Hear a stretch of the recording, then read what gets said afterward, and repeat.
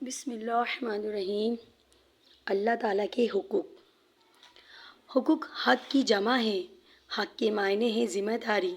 اللہ تعالیٰ کے حقوق کا مطلب ہے کہ اللہ تعالیٰ سے متعلق ہم پر وہ ذمہ داریاں ہیں جن کو پورا کرنے کی اسلام ہمیں تعلیم دیتا ہے۔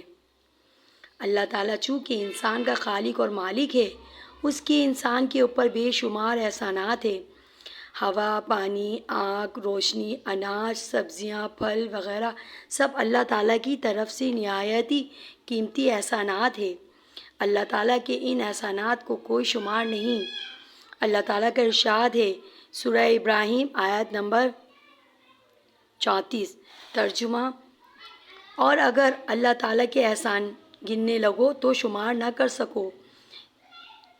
ان سب احسانات کا تقاضا ہے کہ انسان اس کی اطاعت اور فرمانبرداری اختیار کرے اور اسی کی پرستش اور بندگی بجا لائے۔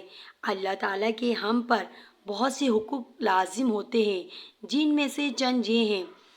نمبر 1، اللہ تعالیٰ کی ذات اور صفات میں اس کے ساتھ کسی کو شریک نہ ٹھہراؤ۔